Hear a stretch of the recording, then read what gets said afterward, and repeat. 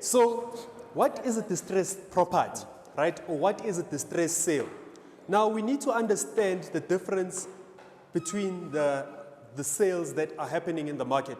I remember the other time we called an estate agent and we told them that we want to buy a property, but we want the person that's selling the property to be motivated to sell. Now, his answer was that everybody that's selling their property is motivated to sell.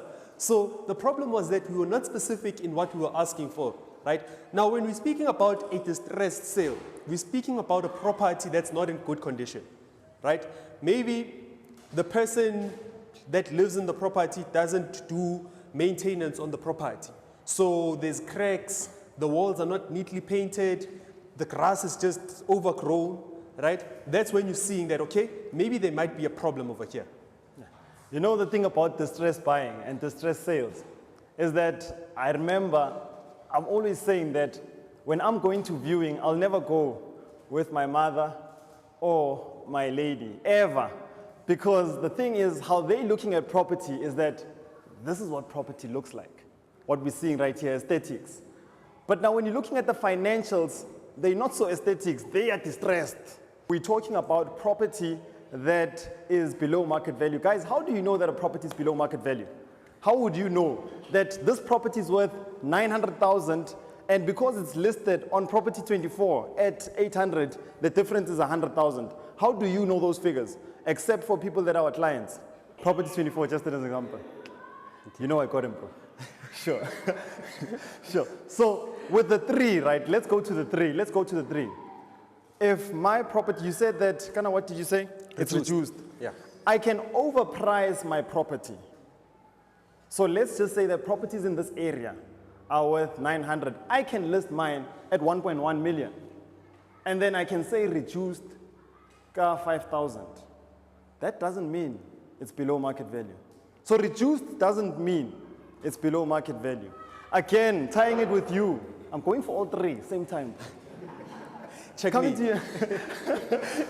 Bro, again, we can overprice our property, 1 million, and then let's say that properties are selling at 900. I went to 980. I came back again, 950. That still doesn't mean that it's below market value. Last but not least, bro. On property 24, when we're looking at prices there, those are the prices suggested either by the estate agent or the owner said that I want to sell my property at X amount. So it can happen that whatever that you're seeing on property 24 is not reality, it's matrix. I need answers, guys. I said it can happen, right? I said it can happen. Yeah.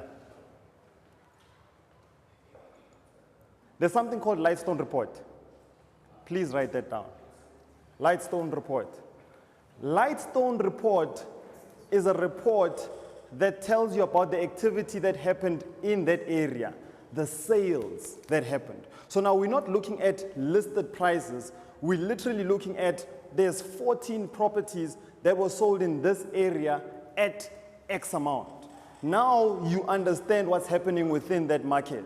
That's the information that we're looking for. So again, starting from now, when you look at property 24, just think matrix. There's something deeper behind. We're looking for Lightstone report. Now, I'll give you an example that we did, right? A mistake that we did. So the estate agent came to us and the estate agent told us that, okay, guys, properties around this area sell for 800,000, right? And we were like, okay, properties in this area sell for 800,000. This property is being marketed at 350,000. We're like, okay, if it's 800,000, 350, there's a big gap over there. Can you all agree to that? Yeah. The estate agent is so convincing that they are saying that, guys, because you are flipping, I will personally get someone to buy the property at 800,000, right? We fixed the property. We are very excited. We put in those nice tiles. When it's time to sell and we advertise the property at 800,000, a week goes by, nothing. A month goes by, no inquiry. So if you've sold a property, you understand that if there's no one coming at least to view your property, you know that you're in a problem. So now we've been advertising this property and we're seeing that nobody's actually buying the property, right? So we call the estate agents that are around, a different estate agent now, not that one. So we call the estate agents around, we ask them that, okay, I have a property, I'm trying to sell it. Can you please just come through and advise me how much would it be? When we get the advice, the estate agent is saying that actually properties around here, we are struggling to sell properties at 650,000. Now, we were looking at 800,000. Can you please just on calculator the 800,000 minus 650? We're speaking about very important things, especially when it comes to rates and taxes, right? So, Ospitali, let's just get straight to it, right? So, when it comes to the property price, the market, a lot of people are not aware that from one municipality to another, they actually differ based on your price, how much you are paying when it comes to rates and taxes. Is that true? No, that's true. Thank you guys for having me here. Okay. That is true. So each and every single municipality has its own policies. Yeah. Ne? With that being said, municipality X can have its own tariffs, and then municipality X can also have its own tariffs.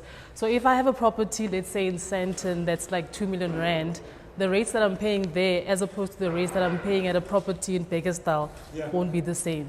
Okay. So it might happen that my property that is worth 2 million in Beggersdal is way less in terms of the market, the tariff that I'm paying than the the property that I have in Sandton. Okay. So it's solely based on the municipality and the municipal policies. Okay. Yeah, so. All right. Okay. All right, guys, can I ask a question, right? Who owns a property here in the crowd? Who's a property investor, okay? Who has one of those properties whereby you build rooms without informing the masipala? Okay, so what happens, I want us to touch on that one, right? Because I was having a meeting with one of our clients and he was straight up. He was like, Mpetu, you look at Sosha. There's so many places around Sosha whereby you're seeing that there's like 20 units. And now the question is that did they inform the municipality or not? And you find out that somebody's paying 160 for 20 units.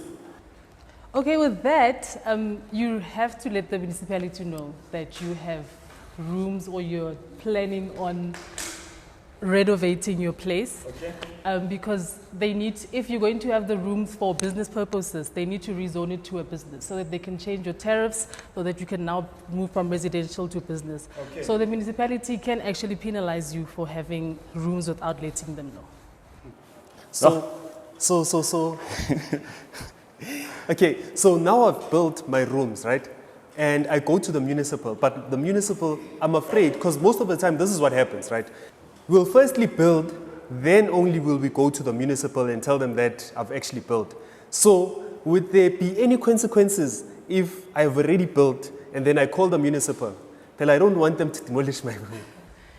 Generally, in my experience, I haven't seen where municipality comes and demolishes anything. Yeah. However, they will come and reevaluate your place.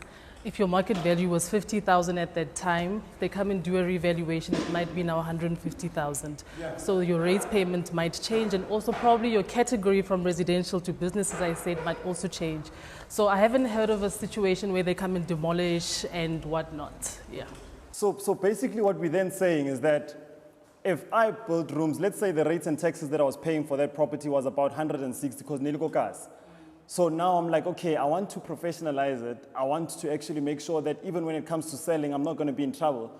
So might as well inform the municipal. So now so what you're saying is that I should prepare myself that there's a high possibility whereby if I was paying 160 and that was for a house, a single house, so let's say residential one.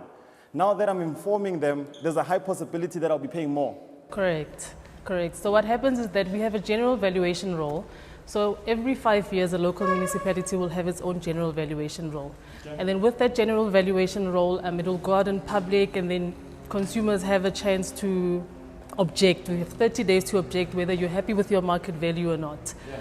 After that, if you didn't get a chance to object, during the course of the 5 years, you're still able to go back to the municipality, inform them that, okay, now I've got rooms. So when they have rooms, they'll send out the municipal valuer, they'll value the place, and then they'll add it to what we call a supplementary valuation role. So the valuer might come back and say, okay, because now you have rooms, it's not 150 anymore, it's 200,000. So it goes up. then you're going to pay more rates and taxes. Okay. So is the value of my property based on the aesthetic on my property, or is it just based on how much properties are selling around? So basically, according to the Property Rates Act, the valuer doesn't have to do a physical verification. So they've got certain tools that they use in order for them to see the whole jurisdiction, how are they going to value that. They've got their own transgressions of how they evaluate properties. So it's not mandatory that they come to your place and do the valuations, unless, yes, in her case, where now she went to the municipality and said, I'm trying to do 1, 2, 3, then they'll send someone there. However, when they just start the general valuation role, they don't have to go anywhere. And then they'll put in the valuation. Hence, you've got that 30-day period to say, I'm not happy with my valuation, then you object it, and then they have to go have a look at it and then see if they can adjust it, whether upwards or downwards.